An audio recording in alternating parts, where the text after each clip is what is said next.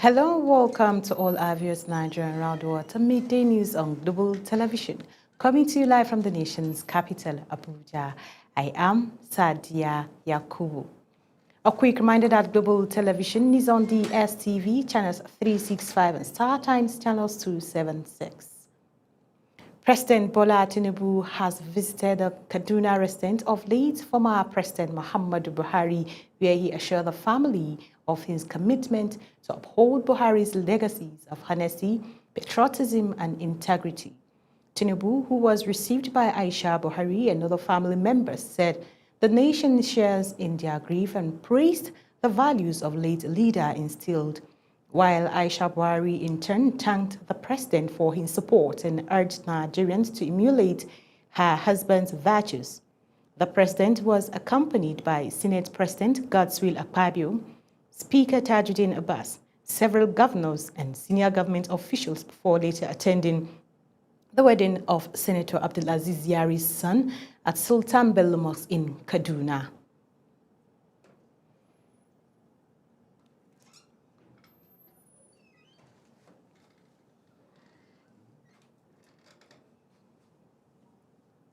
In Rivers State, the political stage is once again heating up.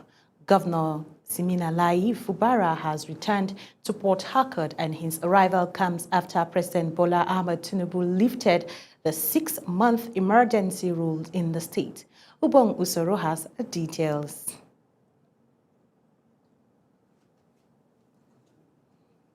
In the meantime, Rivers State Governor Fubara has... At exactly 11:55 a.m., the governor's aircraft touched down at the Port Harcourt International Airport, Omangwa. On the ground, an eager crowd had been waiting, supporters chanting, waving placards, and straining for a glimpse of their governor. Cheers erupt as Governor Fubara stepped out of the aircraft, his presence stirring emotions among the people who see him as a symbol of resilience in a stormy political climate. This homecoming comes just a day after reports that the Rivers State House of Assembly reconvened, yet another twist in the unfolding political saga of Rivers State. For now, Fubara's return raises more questions than answers. What role will he play in the days ahead? And how will Rivers State politics unfold after months of uncertainty? Ubong Osoro for Global Television.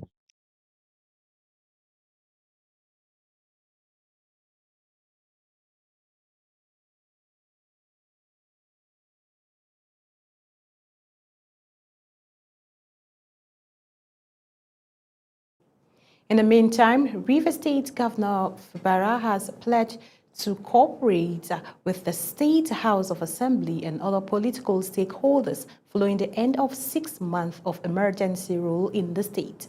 The governor said his administration would now focus on reconciliation, inclusiveness, and rebuilding trust. Mukhtar Qasim reports.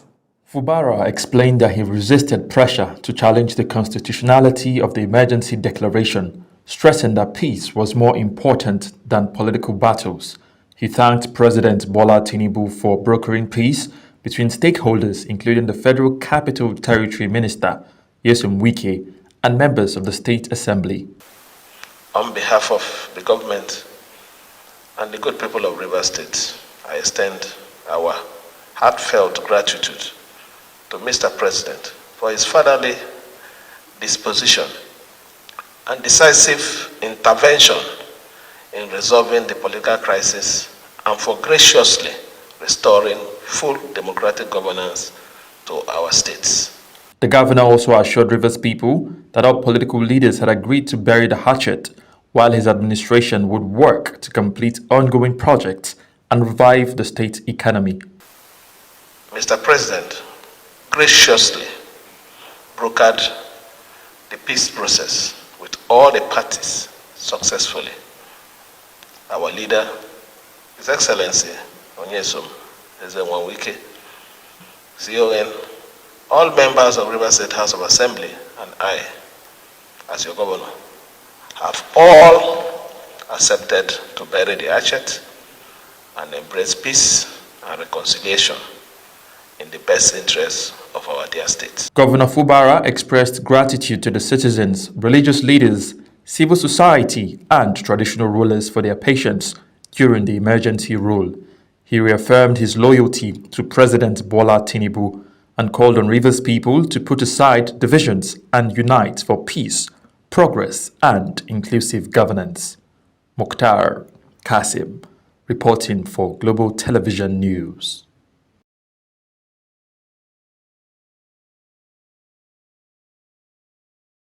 The Association of Resident Doctors under the Federal Capital Territory Administration has suspended its week-long indefinite strike after interventions by the Senate and the FCT Minister Nyesom Wike, with members set to resume duties on Monday, September 22nd.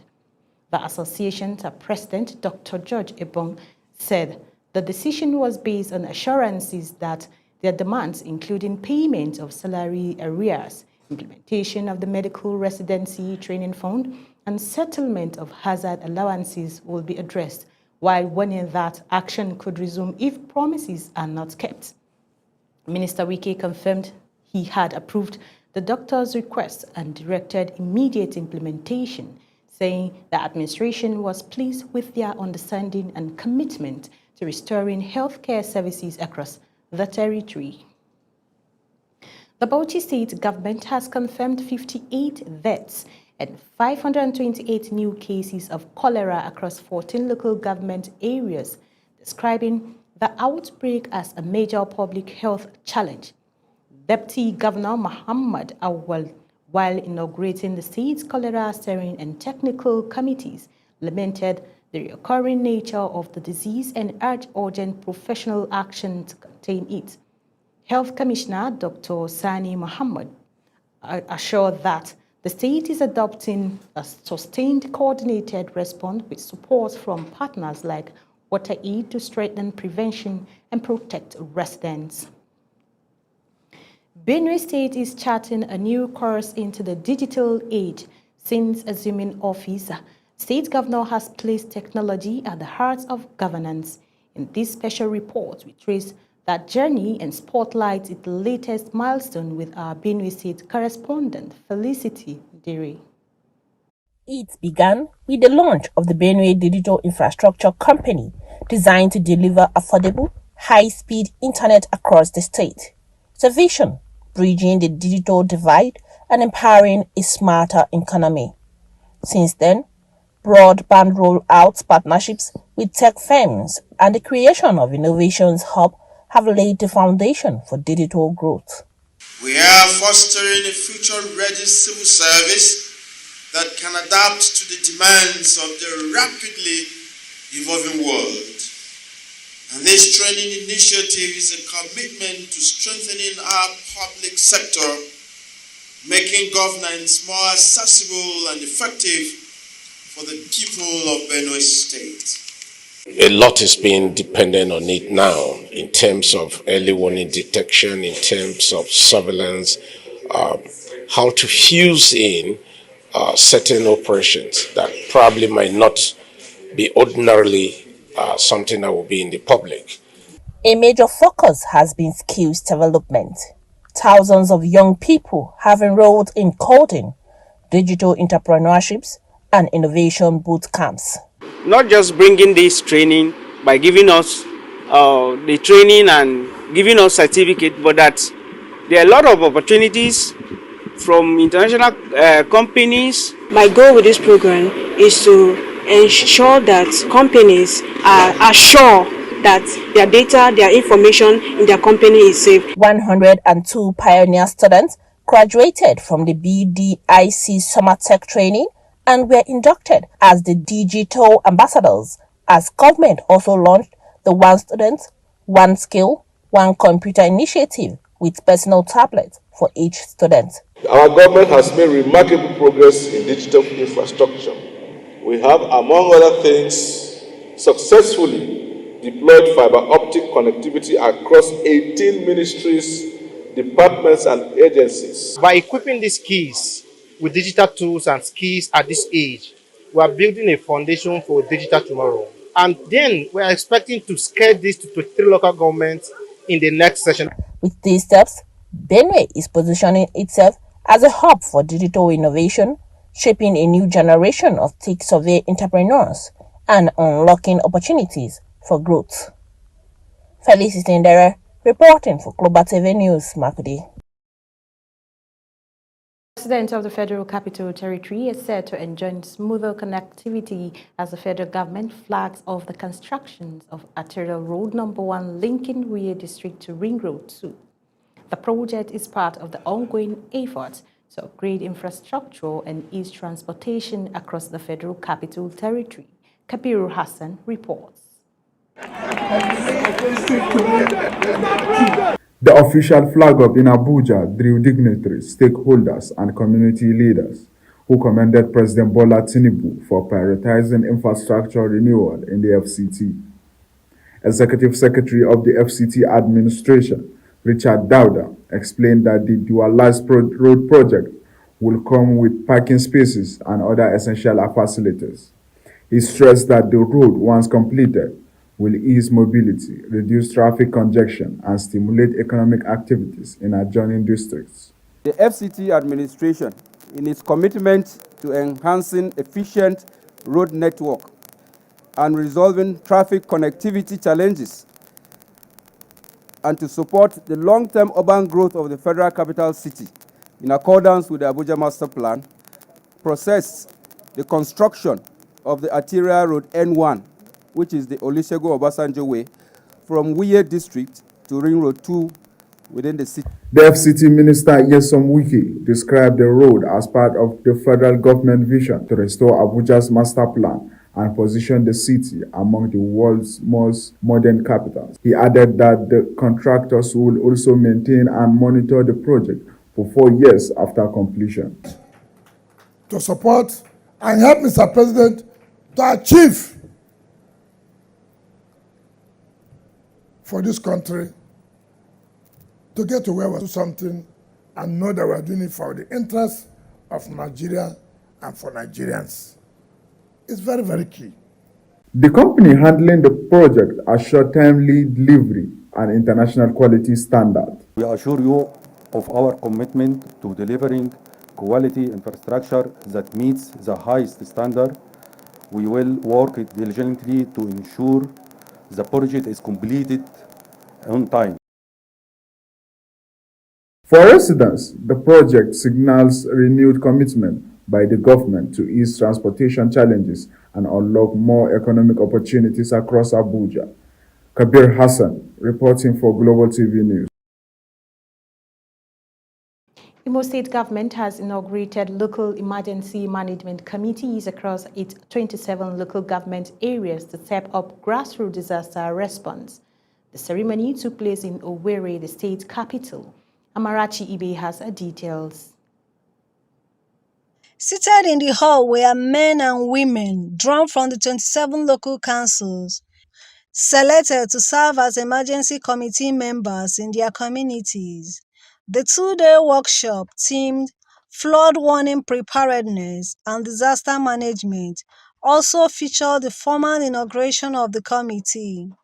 On behalf of His Excellency Senator Hope Uzodinma, on behalf of who is my boss and the governor of Imo State, I hereby inaugurate you. Declaring the event open on behalf of Governor Hope Uzodinma, Secretary to the State Government Cosmos Iwu reaffirmed government's commitment to grassroots resilience. So the importance of this thing is to educate them, because most of this problem is lack of awareness. Now they are aware now.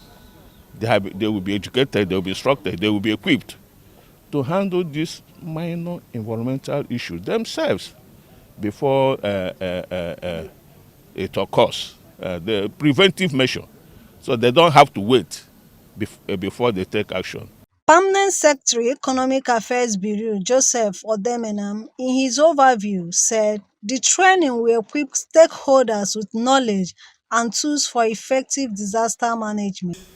And civil society organizations The local government management committee will evolve into vibrant platforms for safeguarding life, protecting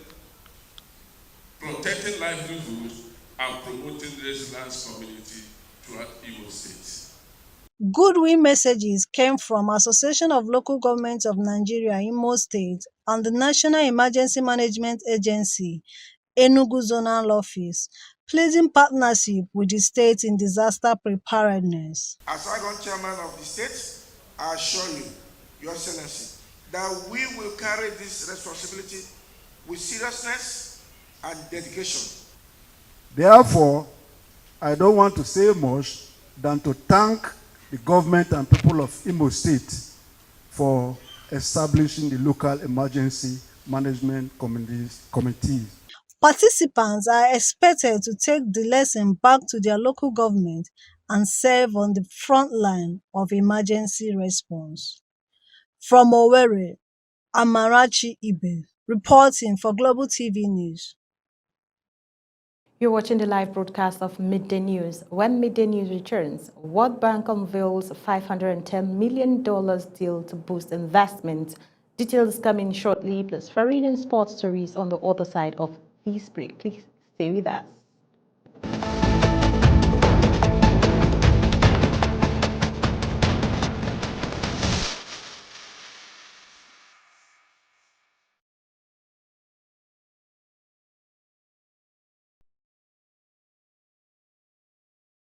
Welcome back from that short break. Business news, the National Assembly says it has resolved to withdraw all circulars suspending contract awards in the 2025 fiscal year, with a strong indications that the 23.9 trillion naira capital component of the 54.99 trillion naira 2025 budget will now run into 2026. Topsy Gimba reports. The resolution was adopted at the joint sitting of the appropriation committees of both chambers following earlier deliberations at the House of Representatives. At the Senate, the chairman Senate Committee on the Appropriation Committee, Solomon Lamilekon Adiola, read the resolution confirming that the capital component of 2024 budget will continue until December 31st, 2025, while implementation of 2025 capital component will commence immediately with the authority to incur expenditure issued within 7 days. For us to assess the budget performance of 2024 budgets, as well as the implementation level of 2025 budgets. And before now, while on recess, the two committee chairmen of both the Senate and the House have done a lot of groundwork, speaking with the executive and the economic team. Present at the joint session with lawmakers were key members of the federal government's economic team. The session later went into a closed-door meeting after the adoption of the resolution without any opposition from the economic team. Topsy Gimba, reporting for Global Television News. The World Bank Group, through its arm, the International Finance Corporation, has completed a $510 million securitization deal listed on the London Stock Exchange.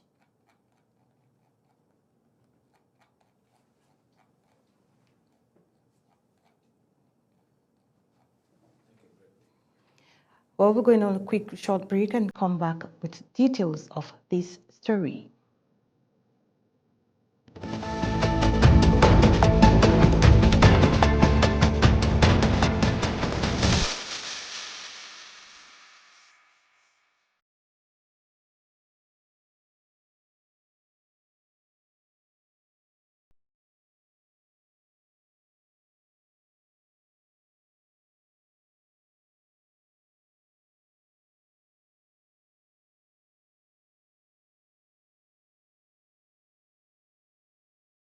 Welcome back from that short break. The World Bank Group, through its arm of International Finance Corporation, has completed a $510 million securitization deal listed on the London Stock Exchange. The transaction repackages loan portfolio into related securities to attract investors while freeing funds for more projects in developing countries. World Bank President Ajay Banga said the initiative will help mobilize private capital at scale and support infrastructure, energy and social investment worldwide. The African Development Bank has approved a $25 million equity investment in the Currency Exchange Fund to expand access to local currency financing and shield African borrowers from violating exchange rate risk. The move announced after the bank's board approval will strengthen capacity to provide hedging instruments in underserved African currencies, helping business and government reduce debt distress linked to foreign loans. The bank officials said the partnership will deepen African capital market support sectors such as infrastructure and small businesses and align with bank's 10-year strategy to promote financial innovation and sustainable growth. And on foreign scene, an opposition party in Chad has called for an investigation into the death of Yaya Dillo amid growing claims it was an assassination. The demand comes after mass protests and criticisms of the government handling of the incident. Rights groups and political opponents say that transparency is needed to restore public trust. United States President Donald Trump says he sees progress and discussions talk about TikTok regulation and announced plans to visit China. He indicated that dialogue has opened with Chinese officials on concerns about data privacy and economic competition. The announcement comes amid ongoing tensions over foreign technology investment and cybersecurity issues.